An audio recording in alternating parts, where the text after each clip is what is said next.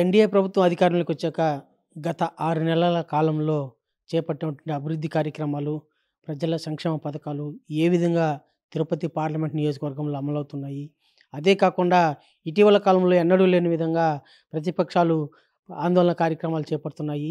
ఈ నేపథ్యంలోనే NDA party జిల్లా అధ్యక్షులు, టీడీపీ జిల్లా అధ్యక్షులు, పార్లమెంట్ నియోజకవర్గ అధ్యక్షులు, అలాగే మాజీ తుడా చైర్మన్ నరసింహ యాదవ్ గారు మనతో పాటు ఉన్నారు. వారిని అడిగి మరిన్ని వివరాలు తెలుసుకున్నాం. సార్ నమస్తే. ఇవాళ తెలుగుదేశం పార్టీ, జనసేన, బీజేపీ కలిసి ఎన్డీఏ కూటమికి ఏర్పడిన తర్వాత అంటే గత 6 నెలల కాలంలో అధికారంలోకి వచ్చిన తర్వాత ఏ విధంగా పాలన సాగిస్తూ ఉంది? ఎలా భావిస్తారు సార్? ఇప్పుడు ఏదైతే గతంలో 5 సంవత్సరాలు జగన్మోహన్ రెడ్డి వ్యవస్థలన్నింటిని కూడా నాశనం చేశాడు. ఏదైతే బడుగు బలహీన వర్గాలు, ముఖ్యంగా కూడా ఎస్సీ ఎస్టీలు కానీ, బీసీలు కానీ, మైనార్టీలు కానీ, అగ్రవర్ణాల్లో ఉండే పేదలు కానీ, ఈ వర్గాలన్నీ కూడా విపరీతంగా నష్టపోయాయి గత 5 సంవత్సరాలు. అదేవిధంగా ఏదైతే గత ఎన్నికల ముందు ఎన్డీఏ కూటమి నారా చంద్రబాబు నాయుడు గారు ఆధ్వర్యంలో ఏదైతే హామీలు ఇచ్చామో, అదేవిధంగా పవన్ కళ్యాణ్ గారు కానీ, నరేంద్ర మోడీ నాయకత్వంలో కానీ ఈ రాష్ట్రంలో ఏదైతే డబుల్ ఇంజన్ సర్కార్ని పరుగులు తీయిస్తామని ఏదైతే హామీ ఇచ్చామో దానికి అనుగుణంగానే ఈ 6 నెలల కాలంలో కూడా అనేక విధాలుగా చూసుకుంటే దీపం పథకం 2 కింద మహిళలందరూ కూడా ఉచితంగా 3 సిలిండర్లు ఇవ్వడం కానీ, అదేవిధంగా పింఛన్ని 4,000 రూపాయల నుంచి 10,000, 2,000 నుంచి 4,000 పెంచడం, 6,000 పెంచడం, 10,000 రూపాయలు పెంచడం కూడా ఈరోజు మీరు చూస్తూ ఉంటారు. అది 1వ తేదీ హాలిడే అయితే ముందు రోజే వాళ్ళందరికీ కూడా ఈరోజు కూడా ఉదయం 5 గంటల నుంచే కూడా వాళ్ళందరికీ పింఛన్దారులు, లబ్ధిదారులందరికీ కూడా పింఛన్ పంపిణీ సుమారు ఇప్పుడు తిరుపతి వరకు ఎత్తుకుంటే 20,000 ఇళ్లలో ఈ పింఛన్ లబ్ధి పొందుతూ ఉన్నారు. అందరికి కూడా ఈరోజే కూడా డిస్ట్రిబ్యూషన్ చేయడం జరిగింది. ఈ విధంగా చెప్పుకుంటూ పోతే రోడ్లన్నీ కూడా నిర్మాణం మీరు చూశారు. ఈరోజు గ్రామాల్లో రోడ్లన్నీ కూడా కేంద్ర ప్రభుత్వ నిధులు కానీ, రాష్ట్ర ప్రభుత్వ నిధులు మ్యాచింగ్ గ్రాంట్ ఇచ్చి భారీ ఎత్తున కూడా రోడ్లన్నీ కూడా అభివృద్ధి దిశగా పయన సాగుతూ ఉన్నాయి. అదేవిధంగా గుంతల రోడ్లమయం అయిపోయింది రాష్ట్రం అంతా. వాటన్నిటిని కూడా ఏదైతే జనవరి, ఫిబ్రవరి లోపల పూర్తిగా కూడా గుంతలు లేని రోడ్లు ఆంధ్రప్రదేశ్లో ఉన్నాయనే విధంగా తెచ్చేదానికి అనేక విధాలుగా నిధులు మంజూరు చేయడం, వర్కులన్నీ కూడా జరుగుతున్నాయి. ఇంకొక పక్క చూస్తే 5 సంవత్సరాలు రెవెన్యూకి సంబంధించి ఏదైతే రికార్డ్స్ అన్నీ కూడా తారుమారు చేసి, ఏదైతే సొంతదారుడు ఉంటాడో సొంతదారుడు రికార్డ్స్ అన్నీ కూడా రెవెన్యూ కార్యాలయాల్లో మార్పులు చేసినారు.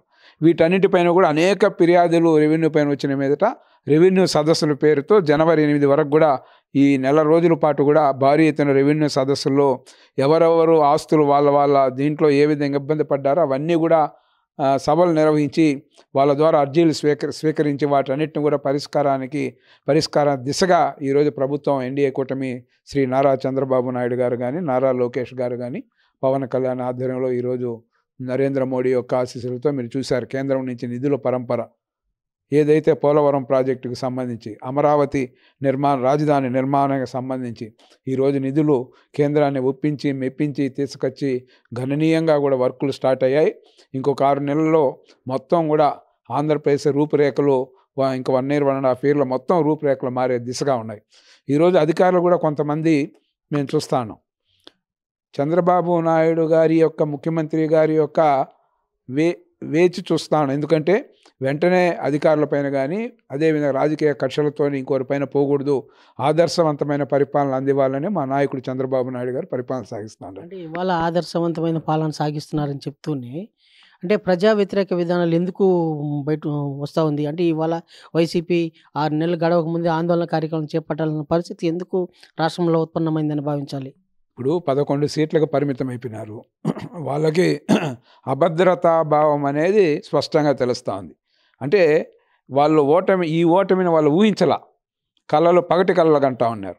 ఎప్పుడైతే 11 సీట్లకు పరిమితమయ్యి ఈరోజు వాళ్ళ పార్టీ ప్రశ్నార్థకంగా తయారైంది, కనీసం ప్రతిపక్ష స్థానం కూడా ఇవ్వలేదంటే వాళ్ళు అర్థం చేసుకోవాలి ఈరోజు.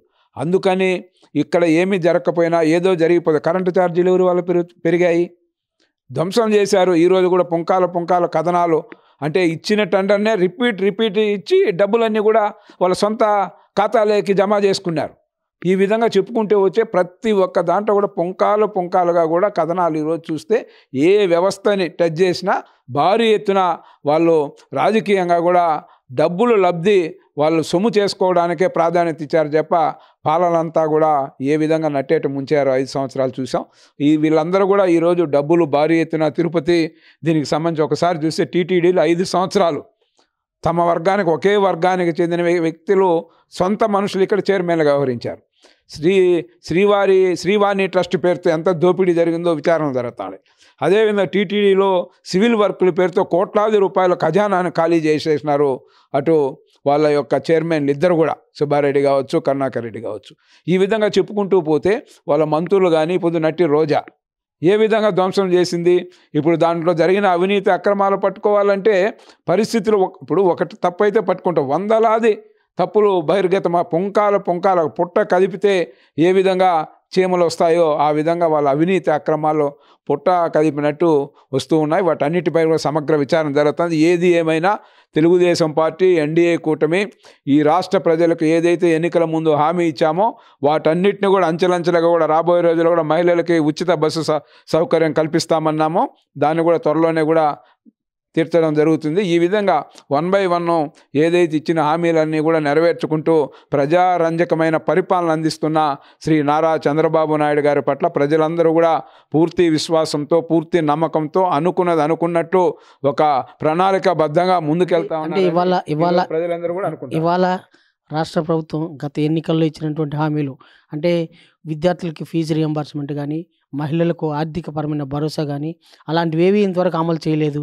కేవలం అప్పుడు ఎన్నికల కోసమే అమలు కానిటువంటి హామీలని ప్రకటించారు అని చెప్పేసి వైసీపీ భావిస్తుంది, పేర్కొంటుంది. దీన్ని ఎలా భావించాలి? ఇప్పుడు అలాంటిది కరెక్ట్ కాదు. ఎందుకంటే ఇప్పుడు విద్యాశాఖ మంత్రిగా నారా లోకేష్ గారు మీరు మొన్నే చూశారు. అటు ఉపాధ్యాయులు అటు తల్లిదండ్రులు అందరితో కలిపి శిబిరాలను ఏర్పాటు చేసి, సమావేశాలను ఏర్పాటు చేసి వాళ్ళందరి అభిప్రాయాలని ఏదైతే ప్రైవేటు కళాశాలకు ధీటుగా ప్రభుత్వ పాఠశాలలు కానీ, ప్రాథమిక పాఠశాల కానీ, అప్పర్ ప్రైమరీ పాఠశాల ఇవన్నిటిని కూడా ఇంటర్మీడియట్ ఎగ్జామ్స్ కూడా ఏ విధంగా ముందుగానే దాన్ని కొట్టించి ఫీజు కూడా కట్టకపోయినా కూడా దానికి టైం ఇచ్చి చేసుకోవాలి తప్ప వాళ్ళని ఇబ్బంది పెట్టకూడదు అనే ధోరణితో ప్రతి ఒక్కటి కూడా నాడు నేడు పేరుతో ధ్వంసం చేసినారు. స్కూలు బడులు అవి చేస్తాం ఇవి చేస్తామని వాళ్ళు సొంత ఖజానా నింపుకున్నాడు జగన్మోహన్ రెడ్డి. ఈరోజు నారా లోకేష్ గారు ఆదర్శవంతంగా కూడా ఏదైతే పేద విద్యార్థులు చదువుకునే బడుల దగ్గర నుంచి వాళ్ళ యొక్క విద్యకు సంబంధించి ఎక్కడ కూడా స్టాప్ కాకూడదు విద్య అనే దీంతో ఒక ప్రణాళికాబద్ధంగా పూర్తి స్థాయిలో ప్రతి పేదవాడు కూడా చిన్నపిల్లలందరూ కూడా చదువుకోవాలన్న ఒక దృక్పథంతో ఈరోజు ప్రణాళికాబద్ధంగా కూడా ముందుకెళ్తా ఉన్నారు.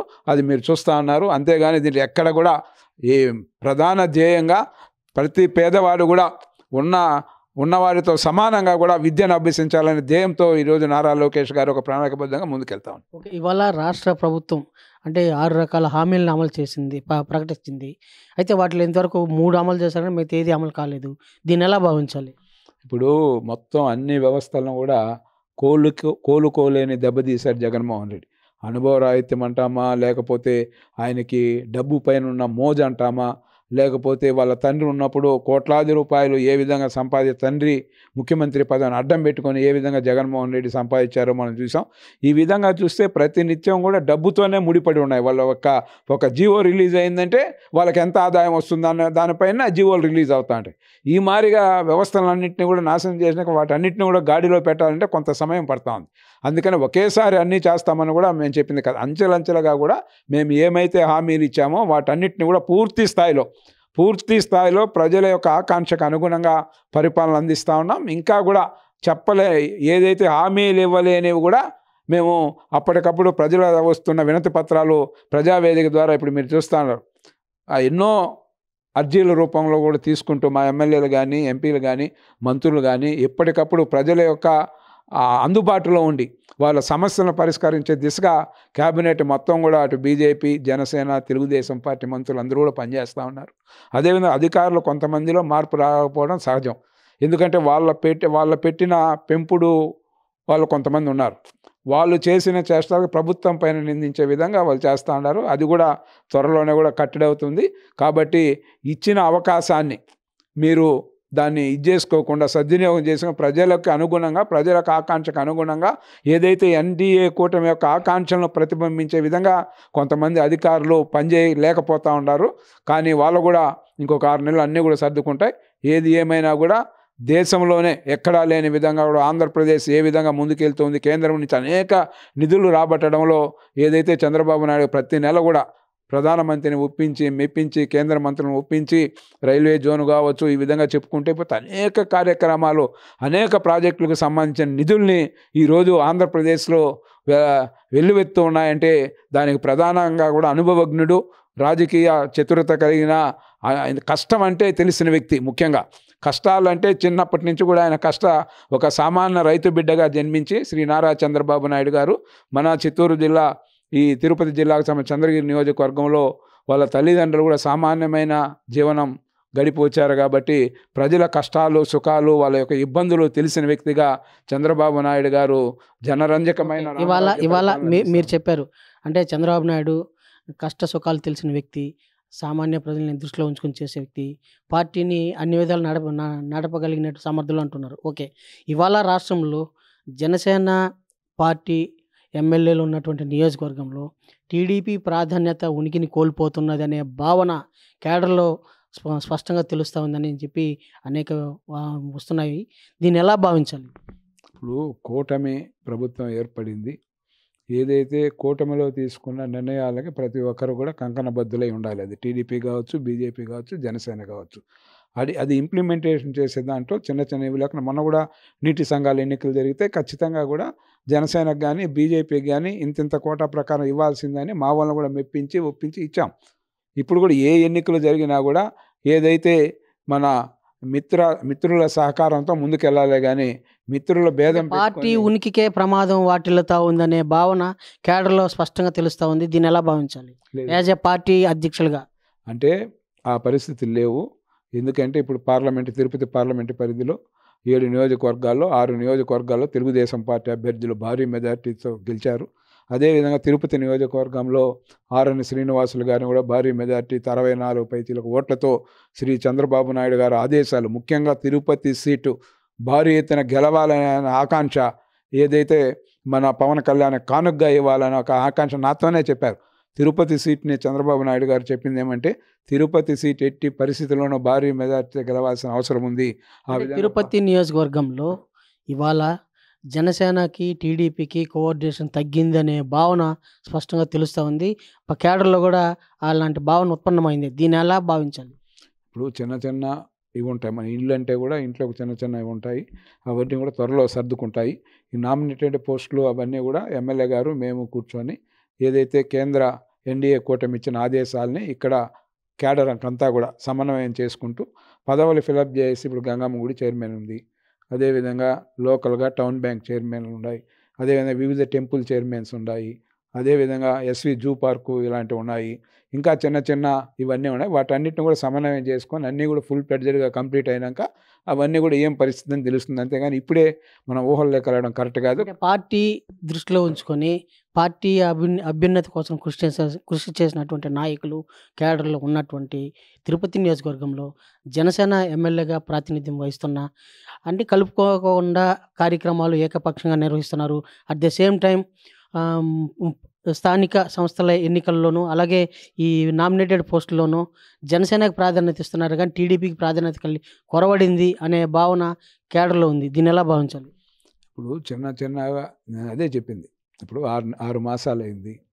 ఇక్కడ తెలుగుదేశం పార్టీ కేడర్ కూడా బలంగా పనిచేసింది. బలంగా ఉన్నాము. అన్ని విధాలుగా కూడా ముందుకెళ్తాం. ఆర్ఎన్ శ్రీనివాసులు గారు కూడా ఎప్పుడు ఇంతవరకు పదవులు ఫిలప్ కాల తిరుపతిలో. ఒక కుల సంఘాలకు సంబంధించిన కొన్ని అయినాయి. అంతేగాని నామినేటెడ్ పదవులు పూర్తి స్థాయిలో కావాల్సి ఉంది.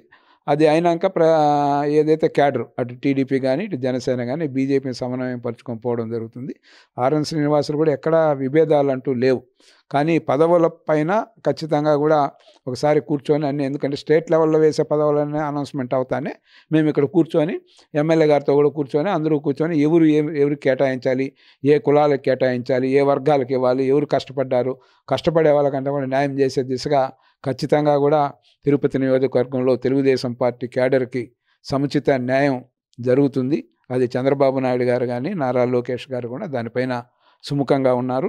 ఇటు జనసేన అధ్యక్షులు కూడా ఇప్పటి వరకు ప్రకటించినటువంటి పదవుల్లో సముచిత న్యాయం టీడీపీకి కలగలేదు, టీడీపీ నాయకులకు కార్యకర్తలకు న్యాయం జరగలేదు అని ఒక ఒక ఒక వర్గం వైపు నాయకులు కేడరు అసంతృప్తిగా ఉన్నారు అనే భావన ఉంది. ఎంతవరకు నిజం? అంటే ఇప్పుడు నామినేటెడ్ పదవులు స్టేట్ వైడ్ చైర్మన్స్ కొన్ని ప్రకటించారు. ఇంకా కూడా ప్రకటించాల్సినవి చాలా ఉన్నాయి. అవన్నీ వచ్చినాక అందరికి కూడా సమన్యాయం జరుగుతుంది, సముచితమైన గౌరవం దక్కుతుందని అందరూ భావిస్తూ ఉన్నాం. దాంట్లో ఎలాంటి అనుమానాలు తావులేదు. ఎందుకంటే ఊహాగానాలు వేరు, అనౌన్స్ చేయడం వేరు. కాబట్టి ఎవరైతే కష్టపడ్డారో, ఎవరైతే అన్ని వర్గాలు తెలుగుదేశం పార్టీకి అండగా ఉన్నాయో ఈ తిరుపతి నియోజకవర్గంలో వారందరికి కూడా అటు జిల్లా పార్లమెంట్ అధ్యక్షునిగా నేను కానీ, ఇటు ఆర్ఎన్ శ్రీనివాసులన్న కూడా ఎమ్మెల్యేగా ఆయన పూర్తిగా కూడా కష్టపడిన వారికి న్యాయం చేసే దిశగా ఖచ్చితంగా రాబోయే రోజుల్లో అంటే టీటీడీ తొడ లాంటి పోస్టుల్లో ప్రాధాన్యత కల్పించడం లేదనే భావన టీడీపీ క్యాడర్లో బలంగా ఉంది. దీని ఎలా భావించాలి? ఇప్పుడు టీటీడీ అంటే ఇప్పుడు భారతీయ జనతా పార్టీ తరఫున మన భానుప్రకాష్ రెడ్డి గారికి ఇవ్వడం జరిగింది. అదేవిధంగా మిగతా వాళ్ళకు కూడా అంటే స్టేట్ లెవెల్లో ఆలోచించాలి. టీటీడీ అన్నాక అక్కడ కూడా జనసేనకు కూడా సముచితమైన గౌరవం ఇవ్వడం జరిగింది. టీడీపీలో కూడా ఎవరైతే కేంద్ర మాజీ మంత్రిగా పనబాక లక్ష్మి కావచ్చు, మాజీ మంత్రులుగా పనిచేసిన అనేక మందికి కూడా అవకాశాలు ఇచ్చాం దాంట్లో. అదేవిధంగా అన్ని వర్గాలకి ఎస్సీలకు కానీ బీసీలకు కానీ అందరిని కూడా టీటీడీ బోర్డులో సభ్యులుగా నియమించడం జరిగింది. అదేవిధంగా అనుభవజ్ఞుడైన ఏదైతే టీటీడీ చైర్మన్గా వ్యవహరించిన TV5 నాయుడు గారు కూడా అనుభవం ఉంది. మొన్న తీసుకునే నిర్ణయాలు మీరు చూశారు. 2 బోర్డు మీటింగ్లో కూడా స్థానికులు కూడా ఇబ్బంది కలిగే పరిస్థితులు వస్తే వాటిని అప్పటికప్పుడు కూడా వాళ్ళకి ఇచ్చిన నోటీసులన్నీ కూడా రద్దు చేశాం. అంటే తొడ DCCB chairman, DCCB bank, town bank ఇలాంటివన్నీ కూడా కొన్ని పెండింగ్ ఉన్నాయి. దీంట్లో కూడా సముచిత స్థానం కలుగుతుందని భావించవచ్చా? ఇప్పుడు అందరికీ 3 పార్టీలు సమన్వయం చేసుకొని వెళ్ళాలంటే కొన్ని ఒడిదుడుకులు ఉంటాయి. వాటన్నిటిని కూడా సమన్వయం చేసుకొని ఇంకా Tirupati urban development authority chairman కానీ, తిరుపతి టౌన్ బ్యాంకు చైర్మన్ కానీ, డీసీసీబీ చైర్మన్లు కానీ, అదేవిధంగా అగ్రికల్చర్ మార్కెట్ కమిటీ చైర్మన్లు కానీ ఇవన్నీ కూడా ఉన్నాయి. ఇంకా అదేవిధంగా ప్రధానమైన టెంపుల్ శ్రీకాళహస్తి, బోయగొండ గంగమ్మ ఇలాంటి దేవాలయం, కాణిపాకం దేవాలయము, అదేవిధంగా మన పార్లమెంట్లోకి వచ్చేది పెంచలకోన టెంపుల్కి సంబంధించి పెంచలకోన లక్ష్మీ నరసింహస్వామి దేవాలయం, ఇలాంటి ప్రధానమైన దేవాలయాలు కూడా పాలక వర్గాల్లో కూడా 3 పార్టీల కూటమి నాయకులు కష్టపడిన వాళ్ళకంతా కూడా సముచితమైన గౌరవం, న్యాయం దక్కుతుందని సంపూర్ణ విశ్వాసం ఉంది. ఖచ్చితంగా కూడా ఈ పాలక వర్గాలు, మార్కెట్ కమిటీ చైర్మన్లు, అదేవిధంగా వివిధ వ్యవసాయ కోఆపరేటివ్ దీనికి సంబంధించిన పిఎస్సి దీనికి సంబంధించిన ఇవి కూడా ఎన్నికలు జరుగుతూ ఉన్నాయి. మొన్న కూడా మీరు చూసి నీటి సంఘాల ఎన్నికల్లో కూడా ఒక ప్రాతిపదికన అందరికి కూడా గౌరవంగా అవన్నీ కూడా ఏకగ్రీవాలయ్యి ఆ నుంచి పారిపోయినారు. నిలబడే ఇది కూడా లేకుండా పారిపోయినారు వైసీపీ శ్రేణులు. కానీ తెలుగుదేశం పార్టీ 3 పార్టీలు కూడా ఎక్కడ కూడా చిన్న డిస్టర్బెన్స్ లేకుండా అన్ని ఎన్నికలు కూడా సజావు జరిగాయి. రాబోయే రోజుల్లో కూడా ఏ ఎన్నికలు జరిగినా కూడా 3 పార్టీలు కూడా ఎన్డీఏ కూటమి కూర్చొని నిర్ణయం తీసుకొని ఎలాంటి అపోహలకి తావు లేకుండా, తిరుపతి లాంటి ప్లేస్లో కూడా ఎలాంటి తావు లేకుండా ఎమ్మెల్యే గారిని కూడా కూర్చొని పెట్టుకొని అందరూ మేమంతా మాట్లాడి ఒకే తాటిపైన ఎన్డీఏ కూటమి నిర్ణయాలు తీసుకుంటుందని సంపూర్ణంగా కూడా విశ్వసిస్తా ఉన్నాం. అదే జరుగుతుందని అనుకుంటున్నాం.